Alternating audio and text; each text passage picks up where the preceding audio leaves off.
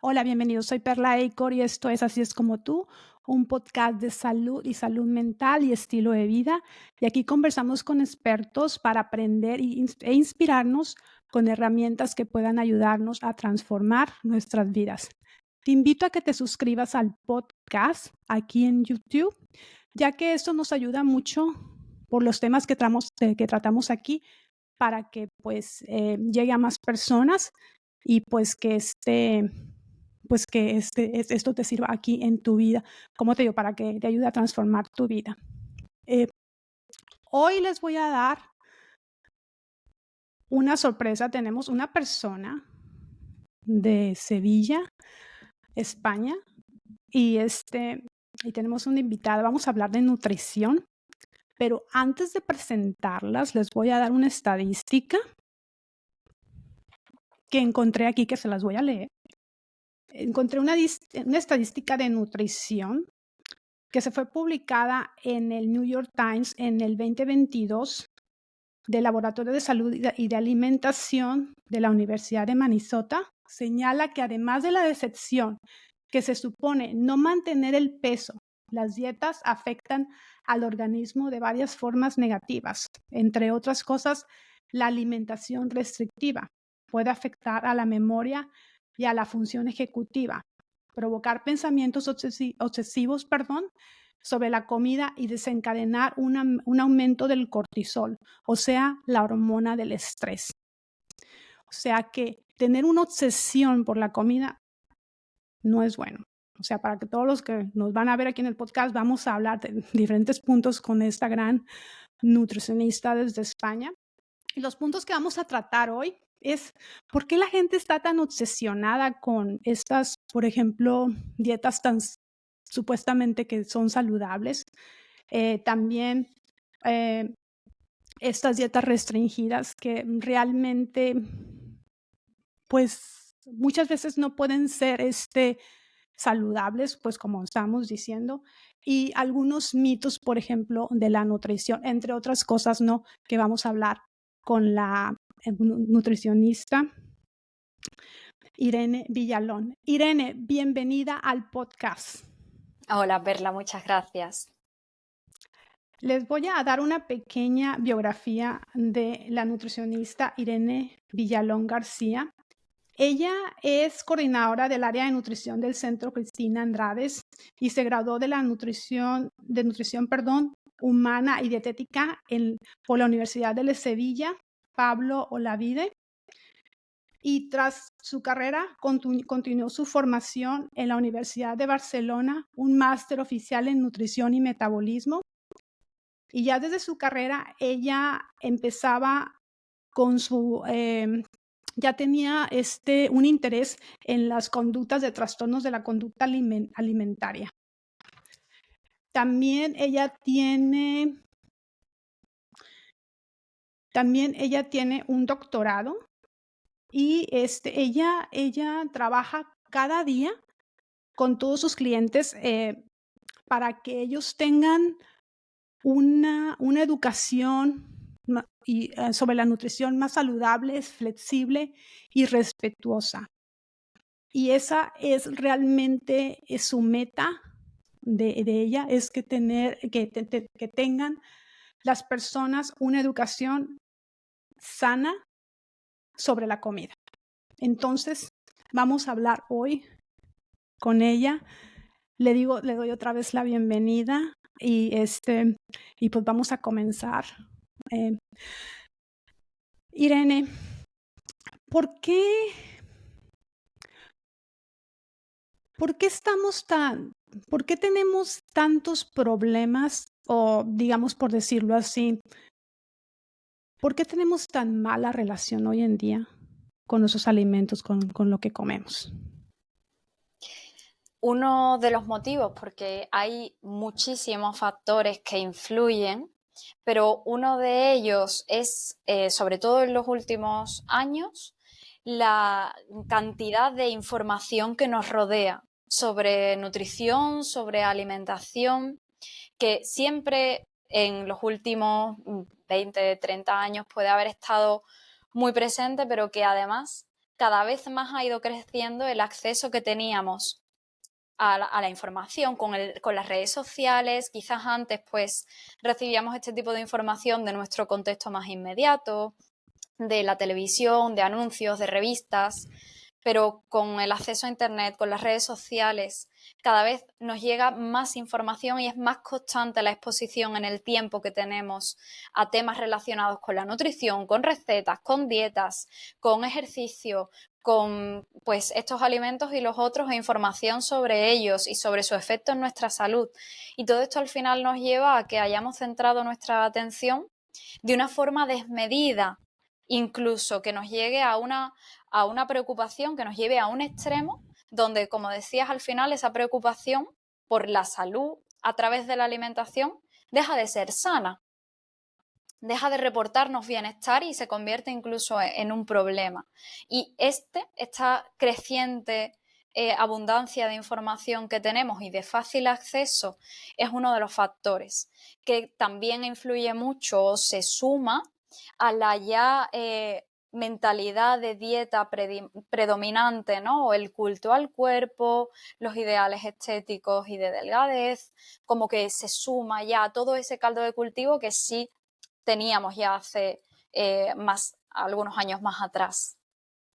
Sí, pues que estamos obsesionados porque vemos demasiada información y yo no sé si a ustedes les sucede, pero pues le voy a preguntar aquí a Irene, que realmente hay mucha, yo pienso que a veces que la gente no sabe ni qué hacer. O sea, ¿a quién le hago caso? Este dice una cosa, este doctor dice la otra, y a veces pues nos podemos confundir con eso. Ahorita, ¿qué piensas? La obsesión por comer saludable, sobre todo fomentada por las redes sociales. ¿Qué les puedes decir a los niños y adolescentes que tienen este tipo digamos, que ven, que están expuestos, por decirlo así, mucho a este tipo de información? Porque todos los jóvenes, bueno, todos, en realidad, pues estamos en las redes sociales, no podemos evitarlas, ¿no? ¿Qué mensaje tú les podrías dar a estas personas para que empiecen a tener, no sé, una más en relación diferente con la comida? Claro, lo primero es que es muy importante al final tener una visión crítica ante la información que recibimos. Y los adolescentes y menores en general son la población más vulnerable porque al final, por su edad, por el momento de vida en el que están, no tienen esta parte, ¿no?, de criterio, de separar lo que es un mito o un bulo de lo que es información verídica, veraz, no la pueden contrastar. Y entonces esto hace que sea población especialmente vulnerable para que caigan en estos mitos y en recibir esta información de forma errónea. Entonces, por una parte, el que cuestionemos lo que veamos, que no nos lo creamos y nos lo apliquemos al 100% a pie juntillas, es lo más importante, ¿no? A pie juntillas es una expresión que decimos aquí como de al pie de la letra, de Okey. veo que el ayuno es lo mejor para todo y yo directamente me lo aplico. No, esto surge de unos estudios que puede tener unos beneficios en unas determinadas circunstancias, pero no es extrapolable y aplicable a todo el mundo. Y puede haber personas para las que intentar llevarlo a cabo no sume a su salud, sino que realmente le reste. Entonces, tanto en población adolescente como en general, lo principal es poder cuestionar toda la información que recibimos y eso, no aplicárnosla, no llevarla como que es la verdad absoluta, por lo que tú decías también hace un momento, que hay mucha información contradictoria. Por un lado nos dicen que esto es bueno, que esto contribuye a nuestra salud. Por otro lado nos dicen que eso es todo lo contrario, que no, que es malo. Al final, porque sobre todo en el marco de las redes sociales, de la información rápida, lo que llama mucho es los titulares y el decir algo como muy polarizado, como que llame mucho la atención. Entonces debemos desconfiar precisamente de esos mensajes tan polarizados y buscar el que hay detrás, el depende, ¿no? Esto es sano, pero ¿para qué? ¿Para quién? Depende. ¿Vale? Sí, sí, porque, como te digo, veo mucha confusión en todo esto, ¿no? Entonces es importante, pues, tener una persona como tú aquí en el podcast para, por ejemplo, los jóvenes, las personas que vean este podcast, padres de familia, se den cuenta que aquí estamos tratando de educar de tener más bien, de encontrar la información con una experta como tú, ¿no? La verdadera información. Claro, es importante buscar referencias que sean pues sólidas, que se basen en la evidencia científica, Ujú. profesionales moderados al fin y al cabo, ¿no? Que su discurso tenga sentido, que no sea un discurso extremista, sino que la información se base en la persona que tiene delante o la persona que le consulta, ¿no? Al final, cada caso va a requerir unas recomendaciones que después tendrán que adaptarse y aplicarse al contexto de esa persona.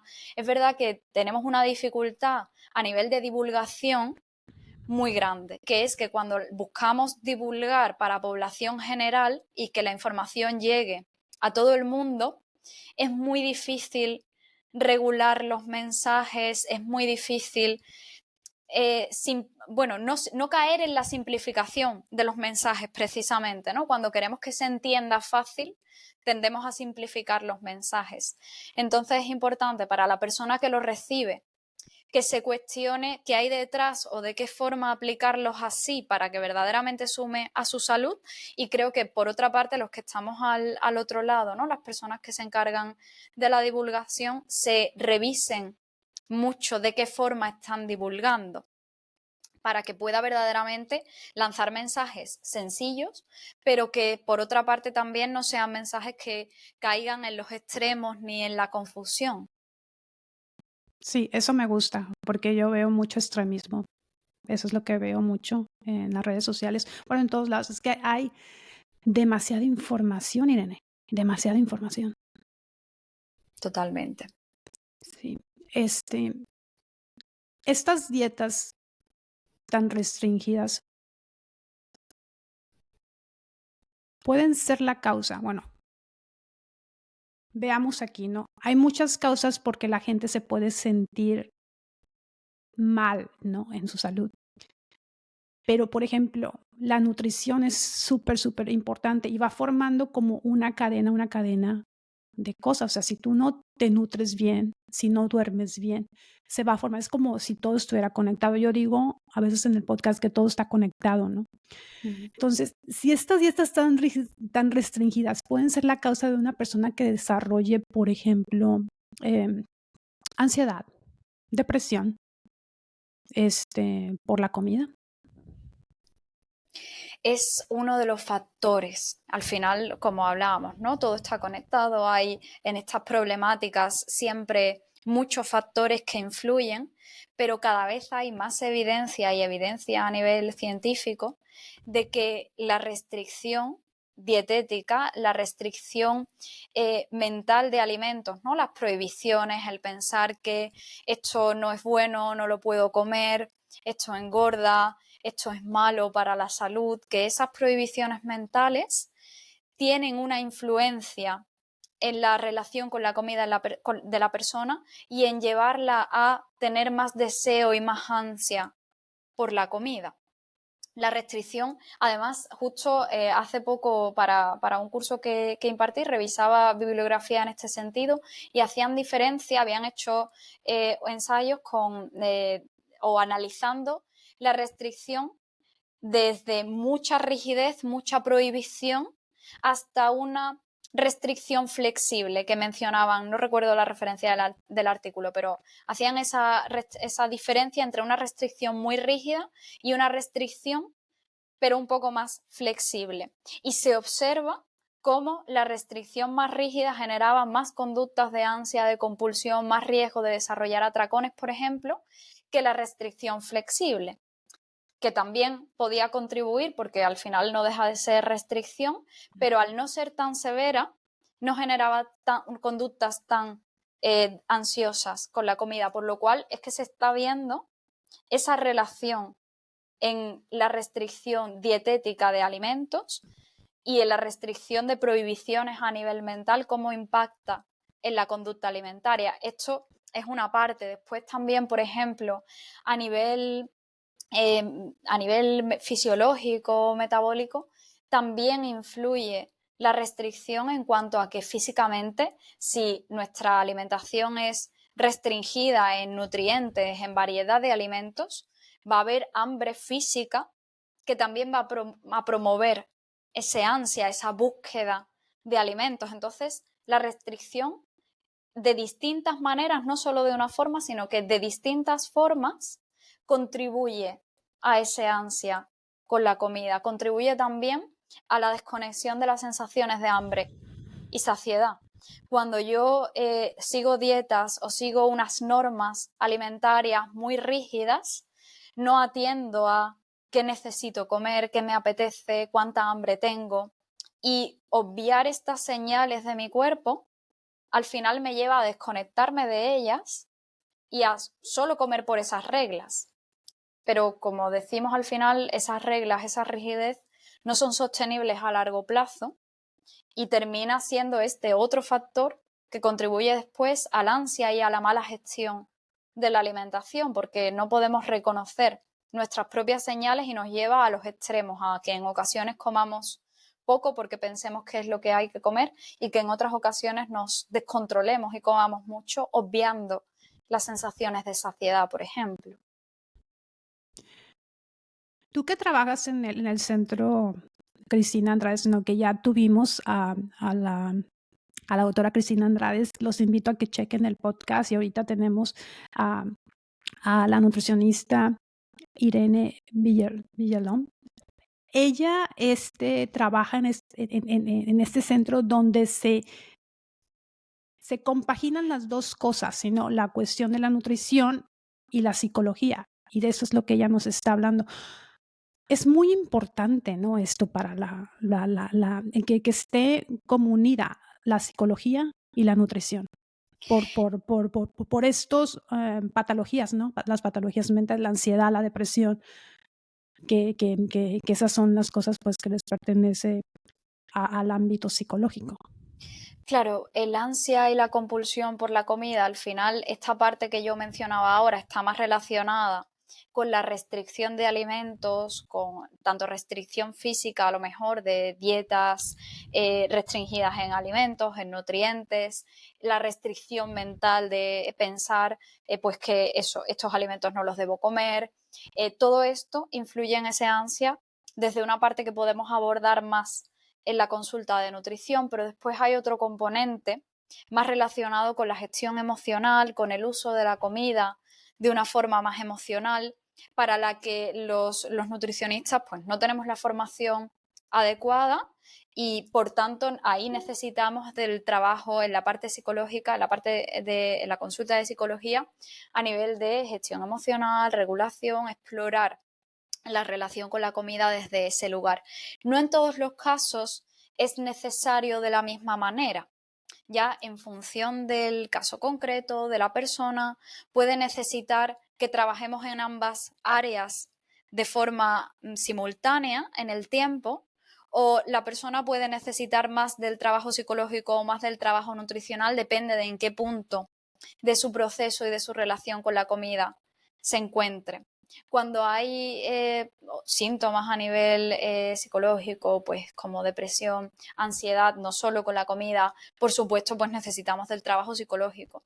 Pero hay otros casos donde esa ansia con la comida está tan ligada a la restricción y al haber hecho muchas dietas, que es una parte fundamental del trabajo, la relación con la comida y la reeducación nutricional, y a lo mejor no es tan necesario en ese momento la terapia en psicología, sino que a lo mejor la persona ya está trabajada anteriormente o más adelante puede surgir la necesidad. Entonces siempre valoramos qué necesita cada caso, que en este caso acude a nuestro centro. Sí, porque cada caso pues definitivamente es diferente de las personas. Sí. Fíjate que yo estaba pensando que hace más o menos, no sé cuántos, discúlpame, no sé cuántos años tienes, pero te ves muy joven. Yo soy un poco más mayor, tengo 48 años. Este, pero hace 20 años, Irene, por decirlo así, no se hablaba tanto de todo esto. Y aparte, o sea, a mí lo que a veces me parece un poco que leo estos artículos de salud y que veo en las redes sociales y gente que muchas veces yo admiro o sigo, hasta la fruta, están diciendo que hasta la fruta, en este caso, digamos, por, por, mm, por el azúcar, sí, porque es una demonización del azúcar ahorita, y que la fructosa de la manzana, de las manzanas, de las naranjas, de toda la fruta, digamos, por decirlo así, pues no está bien, no es malo. O sea, es malo para nuestro organismo. ¿Tú crees que esto sea verdad o tú crees que nos falta más estudios sobre esto? ¿Qué es lo que tú crees? ¿Qué es lo que piensas? Claro. Que hay mucha descontextualización y desinformación, ¿no? Descontextualización me refiero a la información sacada de contexto y me quedo con un dato y ya lo llevo al extremo, lo aplico de forma indiscriminada a todo, ¿vale? Justo, por ejemplo, ¿no? Con el tema de la fructosa y del azúcar, es cierto que hay estudios sobre un exceso de fructosa en la alimentación y cómo puede tener impactos a nivel metabólico negativos. Pero al final primero hablamos de un exceso, no de cantidades normalizadas de fructosa que podemos consumir con la fruta, ¿vale? Sino de cuando hay un exceso y, por tanto, al final alcanzar un exceso de fructosa a base de fruta es difícil. Y la fruta tiene otros muchos beneficios en su composición y en su consumo que hacen que pues, no tenga ninguna relevancia el destacar a nivel negativo para la salud el azúcar que aporta la fruta. De hecho, todo lo contrario, ¿no? Qué mejor que disfrutar del dulce de la fruta, ¿no? Que me encuentro muchas veces en consulta con esto, con personas con miedo a consumir plátano, a consumir caqui, a consumir chirimoya por el azúcar de esas frutas y que sienten deseo y ansia por dulce que les lleva al final a compulsión, a atracones de alimentos ricos en azúcar. Entonces, sin ánimo de sustituir, porque al final cuando yo quiero un dulce, cuando yo quiero una galleta, cuando yo quiero una magdalena, cuando yo quiero un trozo de tarta, no me voy a comer una fruta porque no quiero fruta, quiero tarta. Sin embargo, en mi día a día, si me gusta el sabor dulce, qué mejor que disfrutarlo de la fruta. Pues esa mentalidad restrictiva, esa pues desinformación nos lleva a tener miedo del sabor dulce, a tener miedo del azúcar en cualquier contexto y a llevarlo al extremo. Y para nada es eso sano o contribuye a la salud de las personas. Sí, yo pienso también lo mismo. ¿Y sabes qué? Yo creo que lo que sucede es que es cierto que sí, o sea, el azúcar es mala, ¿ok?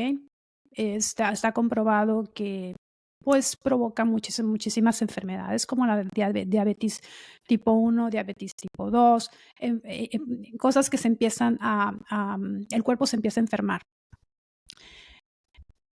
Pero, ¿sabes una cosa? Em, yo creo que a la mejor cuando dicen algo así, que hasta la fruta te puede hacer daño, o ves un artículo así muy llamativo en Instagram, por decirlo así, yo lo que creo es que comemos tanto azúcar o muchos alimentos refinados y ultraprocesados, que a veces tomar una fruta, cualquiera que sea, una naranja, una manzana, lo que sea, no nos sabe igual. No nos sabe igual que comer, no sé, un dulce, que comer, como tú dices, una tarta. Claro. Sí, es cierto, al final cuando consumimos muchos alimentos con cantidades altas de azúcar, con mucha potencia de dulzor, nos va a hacer que después ese umbral de la percepción del dulce esté muy elevado y no nos sepa dulce la fruta, ¿no? Que naturalmente lo es.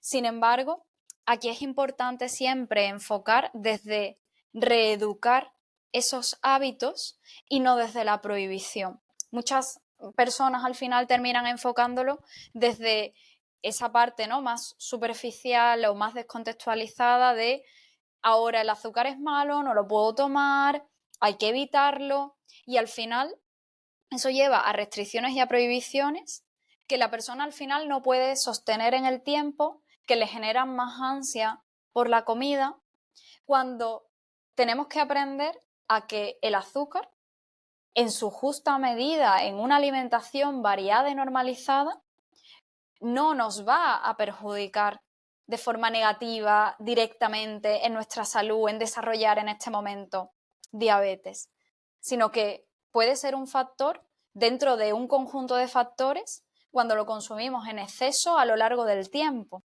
Pero ni es el único factor ni por tomar en un momento dado algo dulce. De hecho, a veces este miedo, ¿no?, a consumir cosas dulces que me lleva a restringirlo y me lleva a preocuparme en exceso, esa preocupación me está impactando en mi salud más negativamente en el presente por el miedo a desarrollar una posible patología que no sé si tendré o no. Al final me Ok. lleva a relacionarme de forma inadecuada con esos alimentos, por ejemplo, ¿no?, con los alimentos que tienen con procesados con azúcar o con ultraprocesados con azúcar, pudiendo tener ansia por esos alimentos, por el pensar que me van a hacer daño, y es que ese pensamiento tan polarizado, tan dicotómico de bueno o malo, me está haciendo daño en el presente, no me está ayudando a tener una relación sana con la comida y por tanto a tener una alimentación saludable en su conjunto, ¿vale? Por eso es tan importante esa parte de la flexibilidad, de que Claro. podamos aprender a consumir estos alimentos de forma consciente y responsable, de forma flexible, no siendo la base de mi alimentación, pero no de una forma que estén prohibidos, que no los podamos comer, demonizados, porque ahí ya nos estamos yendo a un extremo en el que no va a contribuir a nuestra salud. Sí, porque inmediatamente que comenzamos a obsesionarnos, como tú dices, y yo lo he visto, ¿no? Aquí en mi casa te voy a decir, tenemos una persona enferma de cáncer, este, pero también tiene diabetes tipo 2, creo. Y y le encantan los chocolates, le encanta el azúcar. Y creo que, yo no sé, pero nos dijeron a nosotros que el cáncer se alimenta del azúcar. Eso fue lo que nos dijeron estos oncólogos en el hospital, y nos dijeron que, pues, que hay que prohibirle a esta persona, pero esta persona tiene un cáncer que es en, que es casi terminal, digamos. De- Desafortunadamente, pues podamos perder a esta persona en la familia. Y y pues nos explicaron eso y a mí me llamó mucho la atención, ¿no? Pero entre más se restringía, más quería comer el azúcar, como tú dices, a Claro. pesar. Entonces, ¿qué decidimos? Decidimos que, bueno, no vamos a restringirlo, porque si lo restringimos más, se va a obsesionar más, como tú dices.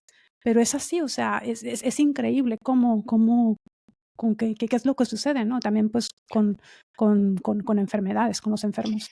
Es muy interesante la información acerca del efecto del azúcar y el cáncer, y cada vez hay más estudios también, pero me parece un tema muy, muy complejo porque depende mucho de los tipos de cánceres, por Ujú. ejemplo, del tipo de célula, y con el tema del azúcar hay discrepancias No estoy muy actualizada en el tema, pero hasta donde he podido leer y que me parece muy interesante, al final el cuerpo produce azúcar, el cuerpo produce glucosa.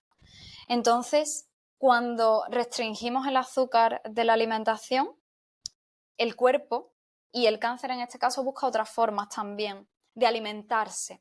Por eso hay controversias, no sé más de qué lado estarán ahora mismo porque ya digo que no estoy actualizada, no he leído recientemente sobre esto, pero sé que hay esa controversia por este motivo, porque al final no podemos quitar el azúcar porque mi cuerpo produce azúcar para funcionar y el cáncer va a encontrar la forma y se cuestiona esta parte, ¿no? De hasta qué punto esa restricción entonces en la alimentación ayuda o no.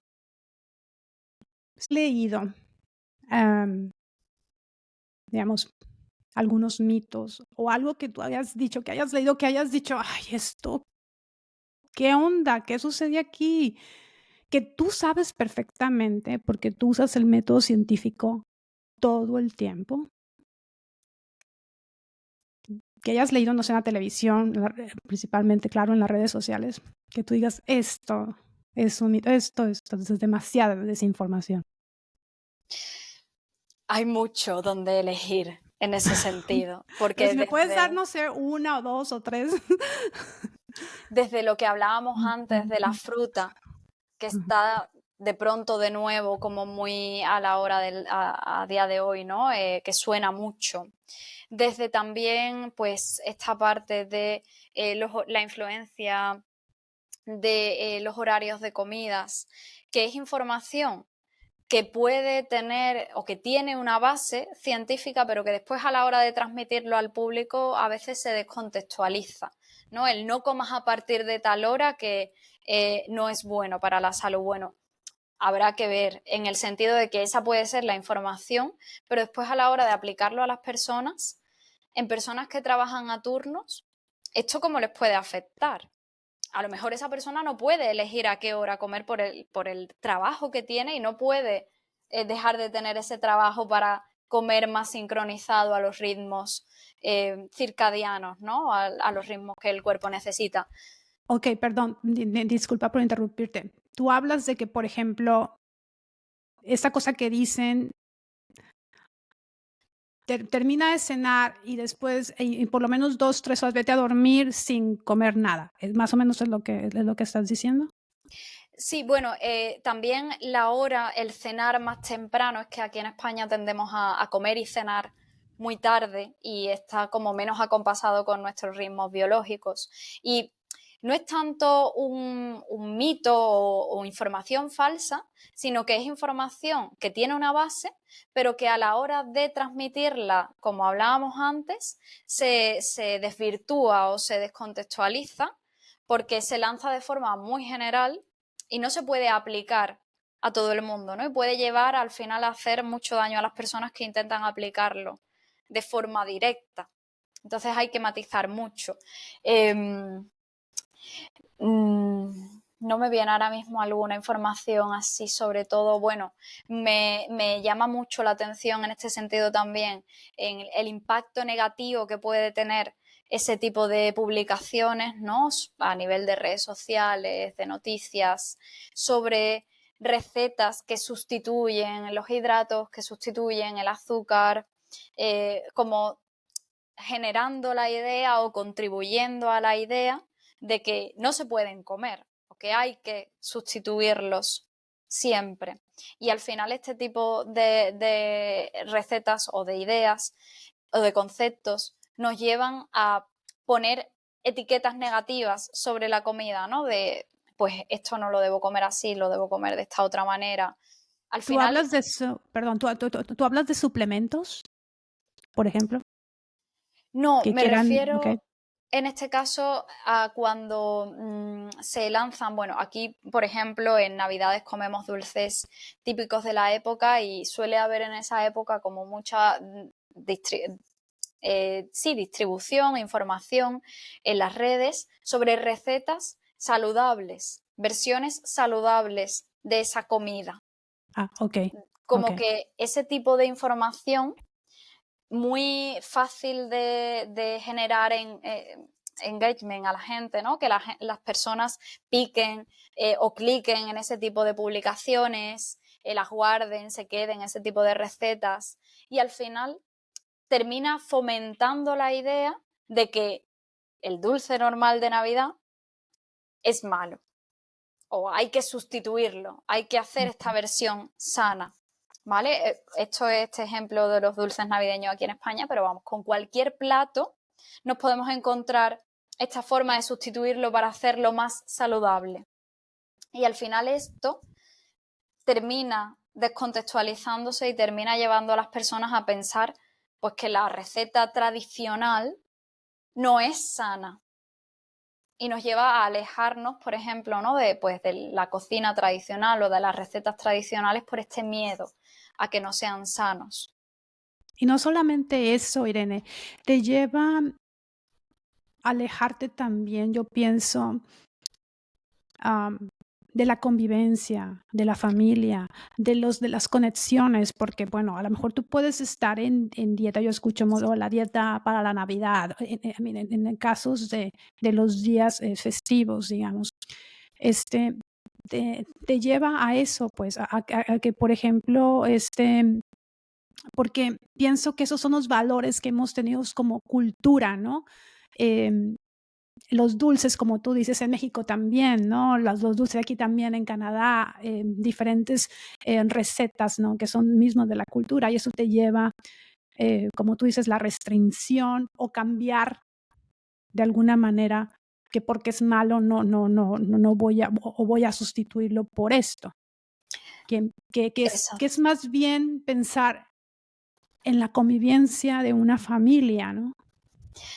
Exacto, al final también nos hace perder como esa identidad de la gastronomía Ujú. y del que al final relacionarnos a través de la comida es algo que forma parte de muchísimas culturas, el compartir en torno a la comida, compartir en torno a recetas típicas de ciertas temporadas, y eso contribuye a nuestra salud, aunque la comida que estemos comiendo, pues eso, pues a lo mejor sean dulces y no sea algo tan aconsejable para nuestro día a día, pero es que disfrutarlo en ese momento sin miedo, sin preocupación, es sano. Y hay personas que Absolutamente. pierden esta parte de disfrute o, bueno, llevado a, más al extremo, el que enfrentarse a cualquier comida social pueda ser un hándicap, pueda ser un problema por el miedo a no poder comer lo que piensa que es sano, que debería comer, ¿no? Porque a lo mejor si vamos a casa de alguien no podemos elegir lo que me va a ofrecer de comer, o si vamos a un bar, a un restaurante, habrá las opciones que haya, pero no son como las haríamos a lo mejor en casa. Pero no pasa nada, no es la cuestión ahí. Y hay personas que por esta parte, ¿no? De esa obsesión con una alimentación saludable, se olvida de que también es saludable disfrutar de la comida sin preocupación y nutrirnos de ese momento social, de la compañía, del compartir. Fíjate que yo he escuchado gente, em, no voy a decir nombres, pero gente, ¿no? Que dicen, por ejemplo, bueno, yo viajo y me llevo mis toppers porque esto es lo que tengo que comer y no voy a ir a ningún restaurante en el aeropuerto porque esto es lo que tengo que comer. Y ahí empiezo yo a decir, pues eso ya se me hace como muy restringido, ¿no? Antes de poder, em, digamos, indagar más en el tema, ¿no? Yo decía, esto se me hace así como que la gente ni disfrutas que estás, porque pues ya cuando empiezas a viajar es disfrute. Ya el momento de decir me voy a ir de vacaciones, ya es momento de disfrute. Entonces vas a estar en las vacaciones también haciéndote esto y esto y esto, y la familia, y los niños, y el convivir, y las relaciones humanas, ¿dónde queda? Porque, como te digo, está conectado, pues. ¿Qué es, qué es lo malo de decir, sabes qué? En los días festivos voy a comer igual que la familia. No te va a hacer ningún daño. Eso es lo que yo pienso, ¿no? Y eso es lo que nos hace eh, enfermarnos. Totalmente de acuerdo, porque además al final Por ejemplo, con el ejemplo que ponías de irnos de viaje, pues a lo mejor probablemente no consumamos tanta verdura o tantas frutas como podemos consumir en el día a día en casa. Pero es que no es lo importante que esos días haya una alimentación diferente o no haya tanta fruta y tanta verdura, porque lo importante de esos días al final es probar la gastronomía del lugar que visitemos, disfrutarlo sin sentirnos limitados o sin tener pensamientos constantes en la comida, ¿no? Que es algo a lo que la restricción, la rigidez nos lleva a que nuestra cabeza está constantemente pensando y preocupándose por la comida. Y al final en días festivos o en comidas sociales, igual, a lo mejor la distribución, el tipo de alimentos o el tipo de comida que hay es pues o menos variado o menos presencia de frutas y verduras o más comidas a lo mejor más copiosas, más grasas o fritos, que aquí es muy típico, por ejemplo.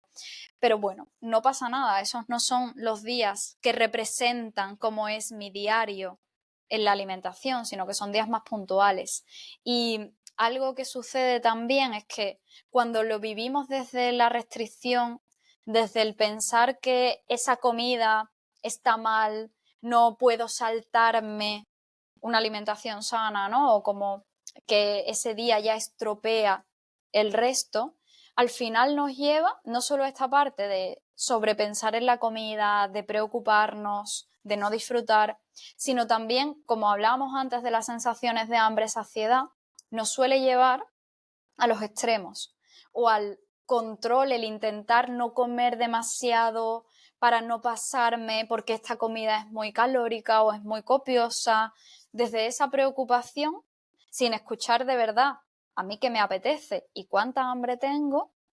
Y por otra parte también nos puede llevar en otros casos al extremo de comer mucho más de lo que realmente me apetecería o necesito por encima de mi sensación de saciedad, incluso con un poco de ansia o de compulsión en esos momentos, por el aprovechar que hoy esto es lo que está permitido, pero después volvemos a la rutina y esto no está permitido, ¿no? Siempre con esa dicotomía de permitido, prohibido, bueno o malo. Entonces, al final, esa visión de la comida de esta manera no aporta a la salud global de las personas, ¿no? De nuevo, preocuparnos por los alimentos de forma aislada, porque todo lo que comamos sea sano, al final no contribuye verdaderamente a nuestra salud de forma integral y global.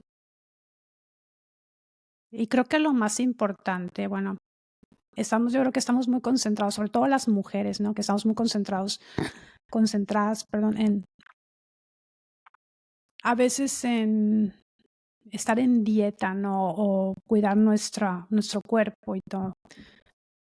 Pero hay, yo pienso que más bien es cuidar nuestra nutrición, que lo que comamos nos nutra verdaderamente, de lugar de comer cosas que pues sí parecen saludables, por ejemplo, los vegetales, pero pues esos vegetales tienen mucha agua y a veces no tienen tanto contenido nutricional, pero más como más, no sé, carne, huevo, todas estas proteínas que la gente, ay, no como carne y pues, o sea, es muy respetable, ¿no? Cada quien tiene su manera de alimentarse, pero em, muchos de estos alimentos que están que están en estas dietas tan restringidas, pienso que a veces que no tienen ese nivel de nutrición, por eso la gente tiene que suplementarse o la gente tiene más estrés, no puede dormir bien y se va como en una cadena, Irene. Sí, además, unido a algo que comentabas antes, ¿no? De cómo hace unos años esta preocupación no estaba tan presente, yo creo que se unen como varios factores, ¿no? Hace algunos años más atrás, esa cultura de la delgadez que lleva sobre todo y pone la presión estética principalmente en las mujeres y lleva a muchísimas mujeres a hacer dieta, a perseguir un cuerpo concreto para encajar en ese estándar a esa mentalidad y cultura de hace algunos años se ha ido sumando cada vez más la preocupación por la alimentación saludable, pero que al final se entremezcla con lo que ya, la mentalidad predominante, lo que ya había de conceptos de alimentos que engordan, que adelgazan. Hay como un batiburrillo, como una mezcla de esa cultura de dieta enfocada en adelgazar, en la cultura de la delgadez, del ideal de delgadez, que ahora se mezcla con el intentar enfocar la salud, pero también al final de una forma pues bastante extremista, como hablábamos antes en muchos casos. Y la mezcla de todo eso perjudica y contribuye negativamente a la relación con la comida de cada uno. Y también muchas veces nos lleva, como bien decías, a que nos nutramos de una forma inadecuada, a que no pensemos de hecho en nutrirnos, sino en comer lo que se supone que es sano y lo que se supone que es menos calórico, que no engorda. Nos lleva como a movernos desde ahí nuestras decisiones alimentarias y olvidarnos verdaderamente de lo que me nutre y necesita mi cuerpo para funcionar adecuadamente. Y nos lleva en muchos casos a lo mejor a esto, y es algo que vemos a veces en consulta. A lo mejor ya cada vez más también lo vemos en hombres, porque en los últimos años esa presión se ha ido moviendo también hacia los hombres, ¿no? En la presión por el físico, en este ya no culto tanto a la delgadez, sino a un cuerpo musculado tanto en hombres o en mujeres, pero al final sigue siendo presión estética igualmente. Y vemos que al final estos hombres y mujeres pues llevan a preocuparse. En mujeres es donde más pasa, porque los hombres la parte de incluir suficiente proteína, todo esto como que lo tienen más presente, y quiero decir que yo personalmente o profesionalmente me lo encuentro más en mujeres que tienden a una alimentación más frugal, más basada en verduras, incluso ese cuidado con no demasiada proteína por el miedo a engordar o ganar peso, incluso a ganar masa muscular en algunas. Y claro que nos lleva a comer insuficiente, a que sí, la verdura aporta nutrientes como vitaminas y minerales interesantes, pero necesitamos también carbohidratos, necesitamos también grasas, necesitamos también proteínas, y se nos olvidan. Y esa alimentación al final deficiente contribuye a esa parte de hambre, de mi cuerpo me pide lo que no le estoy dando, y eso puede contribuir en algunos casos a ansia con la comida, o nos puede contribuir a que tengamos un bajo rendimiento a nivel físico, un bajo rendimiento a nivel cognitivo, como decías al principio, ¿no? De más dificultad de concentración, más dificultad para pues retener información, peor descanso, al no nutrirnos adecuadamente con todos los nutrientes que necesitamos que formen parte de nuestra alimentación. Porque al final de cuentas pienso que no tienes energía, se te quitan las energías, la energía se te va. Exacto. Y vivimos en un mundo, Irene, que nos falta energía. Y nos falta energía porque muchas personas o no dormimos bien. ¿Y por qué no duermes bien? Por el estrés. ¿Estrés de dónde viene tu estrés? Del trabajo, de tu familia, de una mala nutrición. Y se empiezan a generar diferentes cadenas. Por eso digo yo que todo está conectado. Y todo, pues empezamos a meternos a este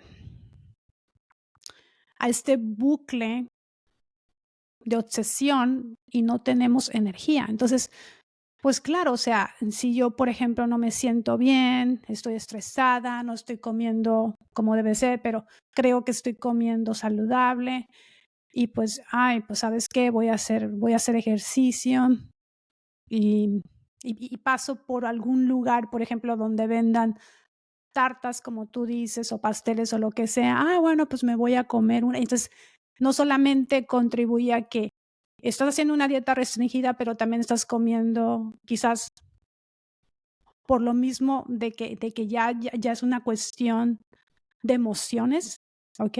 Entonces, como dicen que el azúcar está ligada a nuestras emociones en el cerebro.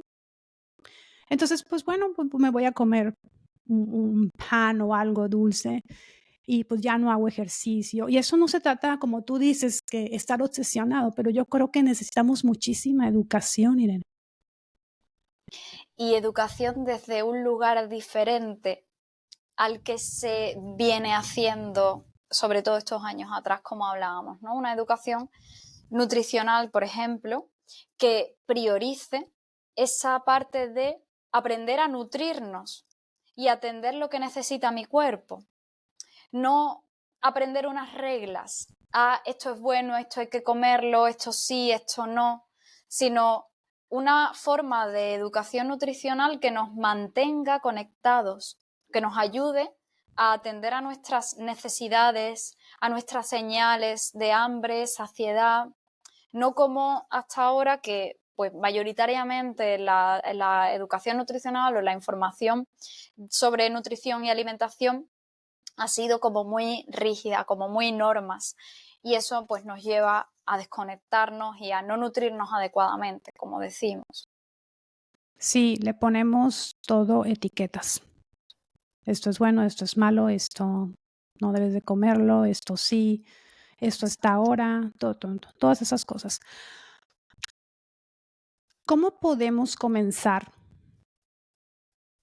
a, a relacionarnos mejor con nuestra alimentación, a tener una relación más sana? ¿O qué es lo que nos puedes decir en una palabra? ¿Cómo podemos ser más saludables, Irene? Pues lo primero, y para decirlo lo más resumido posible, creo que es fundamental no segmentar la salud, no separar la salud física del resto. Porque cuando hablamos de la nutrición y de la alimentación saludable de esta forma que se suele llevar al extremo, al final estamos pensando en el impacto físico de la alimentación sobre el organismo, ¿no? Lo que hablábamos del azúcar o lo que hablábamos de los procesados, pero no podemos separar la salud física de la salud mental, de la salud, nuestro bienestar a nivel social. Entonces, nuestra alimentación, para que sea sana, tiene que contribuir a nuestra salud en todas las dimensiones, no solo en la física. Porque si me centro solo en la física, hay un gran riesgo de caer en esta parte de obsesión, de que me perjudique el buscar la alimentación más sana, me perjudique en mi relación con la comida y en mi salud mental, por lo cual eso nunca puede ser sano. Así que no separar las distintas dimensiones que tiene la salud nos va a ayudar a que lo que enfoquemos lo enfoquemos buscando un bienestar a todos los niveles. Me ha encantado como tú lo has puesto en todas las dimensiones, en todas las dimensiones de la salud física, mental y todo, ¿no? Todo contribuye a nuestro cuerpo para tener una mejor salud. Para que no, o sea, porque hay tanta gente tan enferma, Irene, ahorita, y obsesionada por muchísimas cosas. Pero me ha encantado como tú lo has puesto, todas estas dimensiones. Te voy a hacer la pregunta que le hago a todos los invitados del podcast.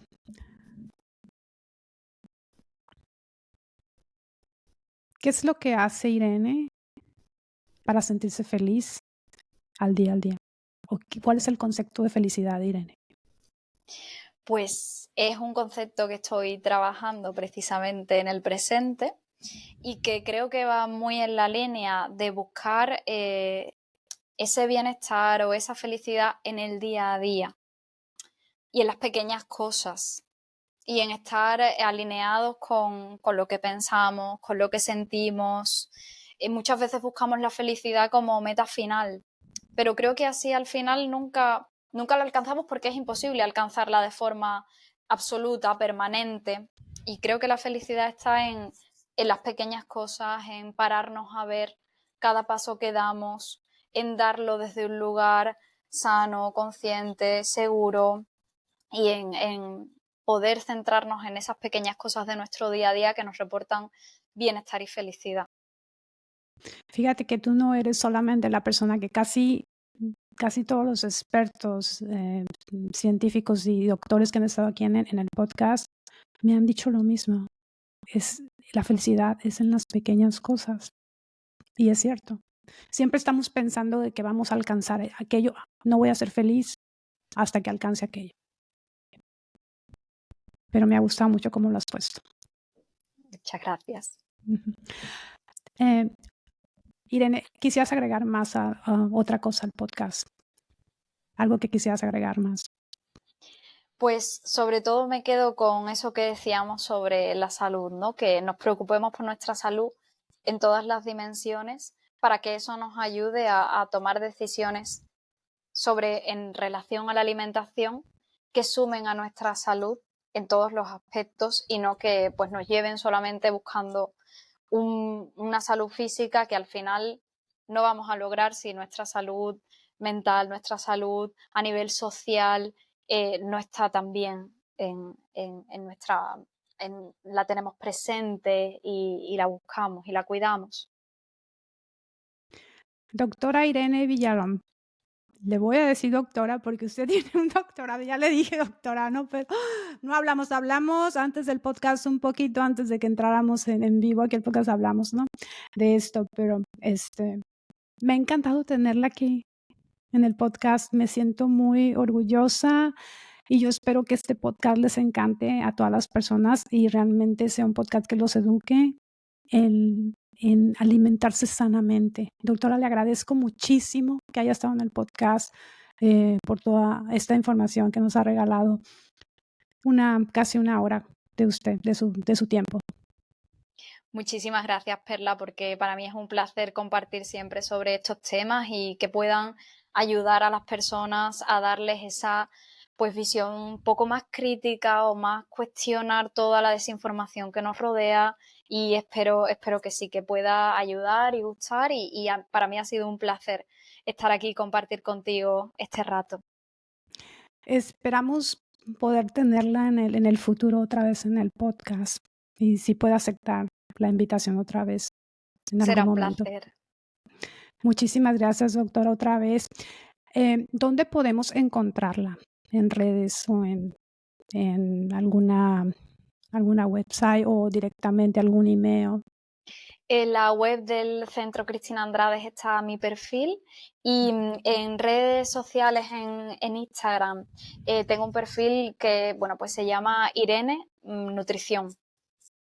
Es el perfil desde el que a veces subo alguna cosilla, no soy muy activa, pero a veces sí, sobre todo pues en esta línea de lo que hemos estado hablando hoy, ¿no? De promover una relación sana con la comida, una alimentación flexible, es sobre todo sobre lo que me gusta divulgar.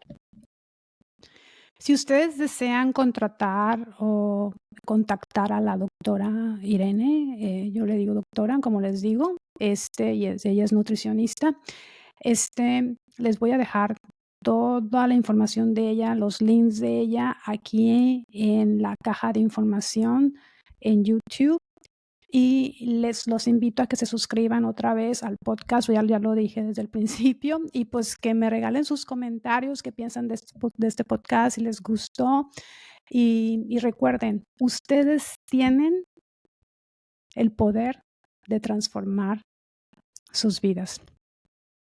Nos vemos en el próximo episodio. Muchas gracias, doctora. Gracias.